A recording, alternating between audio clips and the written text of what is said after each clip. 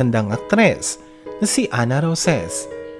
Ang 90s sweetheart at veteranong aktres sa industriya na si Ana Roses ay isa sa mga pinakamaganda at pinakamaamong muka sa industriya ng showbiz. Kaya naman humakot ito ng napakaraming palabas at teleseryes sa buong karera nito bilang Bait-bait artista. mo naman. Siguro kung gaano kaganda ang kalooban mo, ganun ka rin kapogi. Ano?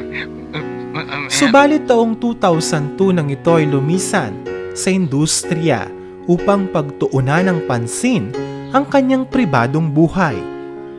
Sapagkat nagkaroon ito ng anak sa kanyang unang asawa, pagkatapos ng 2 taon ay kinumpirma ng aktres na tinapos na niya ang kanyang relasyon sa kanyang asawa at muling nagkaroon ng comeback sa industriya matapos ang 7 taon.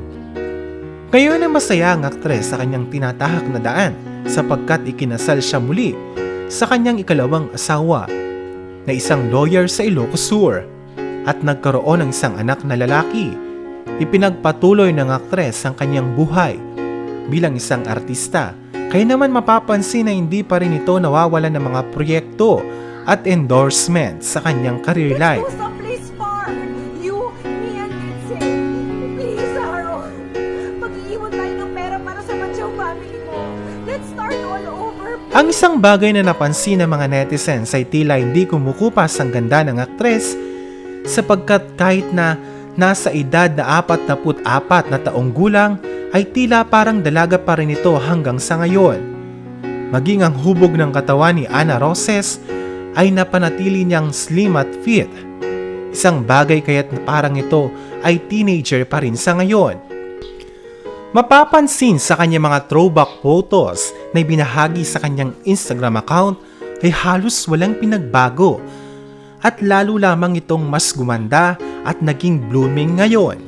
Sa mga panahon kasi na walang trabaho ang aktres ay isang pangpalipas oras nito ay ang pag-travel sa ibang bansa kasama ang kanyang asawa at 2 anak.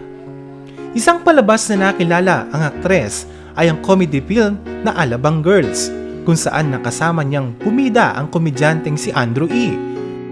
Mula noon ay madalas na siyang bumibida sa mga palabas sa Viva Films at nagkaroon ng kabilaan na proyekto sa 2 TV network. Isang bagay kung saan focus si Ana ay ang kanyang pamilya na walang sawang nagbibigay ng kanilang suporta sa kanya, lalong-lalo na ang kanyang panganay na anak na kasing ganda niya. Kung naalala niyo pa si Ana Roses at tiyak isa rin kayong batang 90s, nag-aabang sa kanyang mga palabas. Napakaganda pa rin niya talaga hanggang sa ngayon. Ano ngayon ang masasabi niyo sa tinatahak na buhay ni Ana Roses? I-comment ang inyong mga naging reaksyon sa comment section at tatalakayin natin yan. And don't forget to like, share, and subscribe to our YouTube channel and Facebook page. And again, thank you for watching. Just every day, but people think that's just that. That's it. Nothing else. Hi, I'm Ana Roses, and you can follow me on my Instagram account. That's Ana_Roses.